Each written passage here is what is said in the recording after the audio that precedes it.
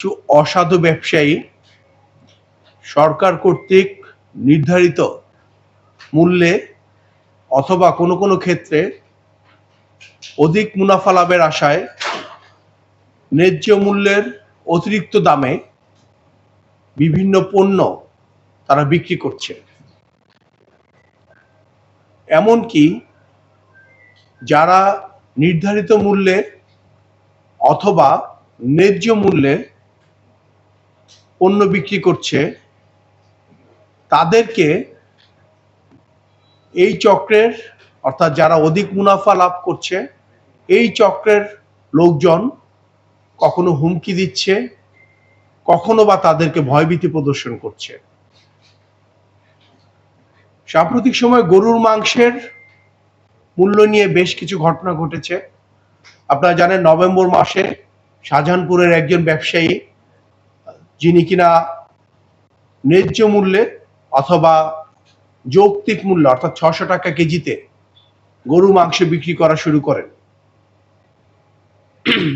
পরবর্তীতে তার দেখা দেখি আরো বেশ কয়েকজন ব্যবসায়ী ৬০০ টাকা মূল্যমানে গরুর মাংস বিক্রি করা শুরু করলে ভোক্তা অধিদপ্তর, মাংস ব্যবসায়ী সমিতি সহ ডেইরি ফার্মার্স অ্যাসোসিয়েশন তারা সমন্বিতভাবে মিটিং করে ডিসেম্বরের মাঝামাঝি সময়ে গরুর মাংসের দাম ৬৫০ টাকা নির্ধারণ করেছিলেন। আমরা দেখেছি এই নির্ধারিত মূল্যে যারা গরুর মাংস বিক্রি করছিলেন তাদেরকে বেশ কয়েকজন যারা অধিক মুনাফা লোভী বা যারা বিভিন্ন ধরনের ব্যবসায় জড়িত তারা যারা ন্যায্য মূল্যে বা সরকার নির্ধারিত মূল্যে যারা বিক্রি করছিলেন তাদেরকে ভয়ভীতি প্রদর্শন করেছে, এমনকি মেরে ফেলার হুমকিও দিয়েছে। আপনারা জানেন যে কিছুদিন পূর্বে সেই মাংস ব্যবসায়ী খলিলকে যারা মেরে ফেলার হুমকি দিয়েছিল তাদেরকেও আমরা আইনের আওতায় নিয়ে এসেছি। সবচেয়ে ন্যাক্কারজনক ঘটনা ঘটে গত ২০শে জানুয়ারি রাজশাহীর বাঘা এলাকায়, যেখানে সরকার কর্তৃক নির্ধারিত মূল্যে গরুর মাংস বিক্রি করার কারণে একজন ব্যবসায়ী অর্থাৎ গরুর মাংস ব্যবসায়ী মামুন, যাকে নির্মমভাবে হত্যা করা হয়,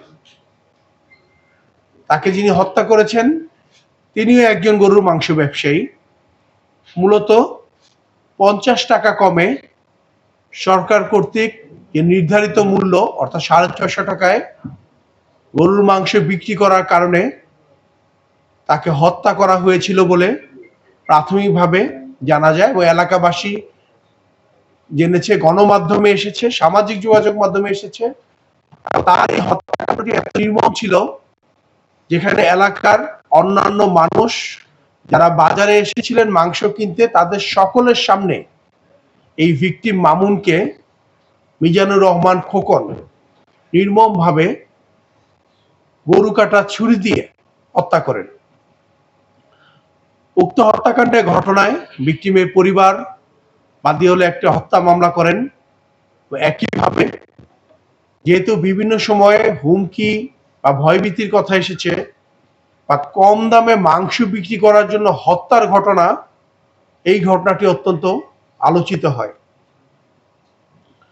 এরই ধারাবাহিকতায় মূলত র‍্যাব ৫ এবং র‍্যাব ৮-এর আভিযানিক দল গত রাতে সেই মাংস ব্যবসায়ী যিনি কম দামে সরকার কর্তৃক নির্ধারিত মূল্যমানে মাংস বিক্রি করছিলেন সেই ভিকটিম মামুনের হত্যাকারী মিজানুর রহমান খোকনকে গত রাতে মাদারীপুরের শিবচর এলাকা থেকে আটক করতে সক্ষম হয় র‍্যাব ৮ এবং র‍্যাব ৫-এর আভিযানিক দল।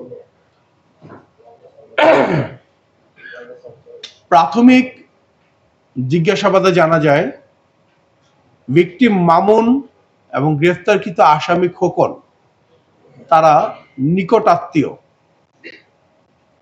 ভিকটিম মামুন এবং গ্রেফতারকৃত আসামি খোকন তারা একত্রে মাংস ব্যবসা করতেন রাজশাহীর বাঘার একটি বাজারে।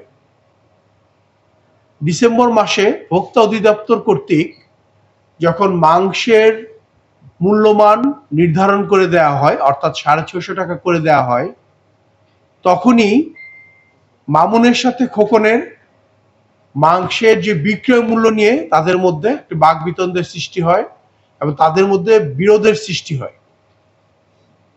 মূলত মামুন যে ভিকটিম, তিনি বলেছিলেন যে তিনি সরকারের নির্ধারিত মূল্য মানে তিনি গরুর মাংস বিক্রি করতে চান, যেখানে গ্রেফতারকৃত আসামি খোকন তিনি 50 টাকা অধিক মূল্যে 700 টাকা মূল্য মানে তিনি গরুর মাংস বিক্রি করতে চাচ্ছিলেন।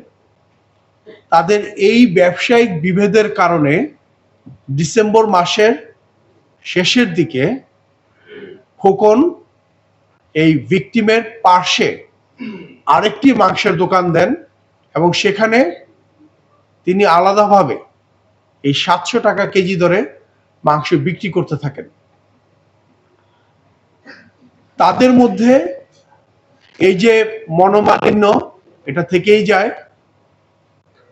ভিকটিম যেহেতু 50 টাকা কমে নির্ধারিত মূল্যে বিক্রি করছিলেন, তুলনামূলকভাবে তার দোকানে কাস্টমার অনেক বেশি ছিল, সেই তুলনায় মামুনের দোকানে যে কাস্টমার বেশি ছিল সেই তুলনায় খোকনের দোকানে অর্থাৎ আসামির দোকানে কাস্টমার কম আসছিল।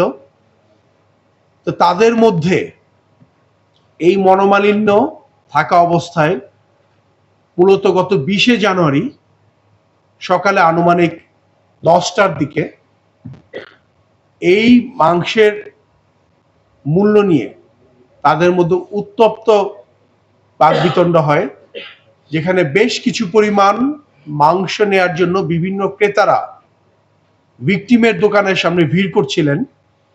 ঠিক তখন এই গ্রেফতারকৃত খোকন বিভিন্ন উত্তপ্ত বাকবিতণ্ড বা বিভিন্ন কথা কাটাকাটির মাধ্যমে সেখানে একটা উত্তেজনাকর পরিস্থিতি সৃষ্টি করে। বাকবিতণ্ডের এক সময় এই আসামি খোকন তার কাছে থাকা গরু কাটার ছুরিতে উপর্যুপরি আঘাত করে ভিকটিম মামুনকে।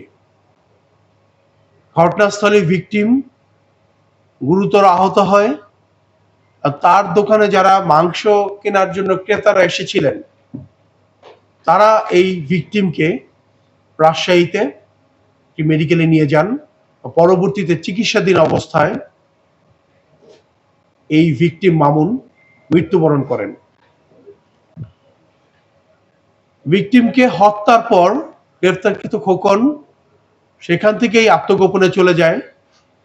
প্রথমে রাজশাহীতে তিনি একদিন একটা নিকট আত্মীয়ের বাসায় আত্মগোপনে ছিলেন এবং যখন তিনি দেখলেন যে এই বিষয়টি গণমাধ্যমের মাধ্যমে বা সামাজিক যোগাযোগ মাধ্যমে ব্যাপকভাবে আলোচিত হয়, তখন তিনি স্থায়ীভাবে আত্মগোপনের উদ্দেশ্যে তার এক বন্ধুর মাধ্যমে মাদারীপুরের শিবচর এলাকায় তিনি আত্মগোপনে যান এবং সেখানে তিনি অন্য পরিচয়ে ড্রেজার শ্রমিক হিসেবে তিনি কাজ করছিলেন। খোকন তিনি মাদক ব্যবসার সাথে জড়িত, অর্থাৎ মাংস ব্যবসার পাশাপাশি তিনি মাদক ব্যবসার সাথে জড়িত ছিলেন।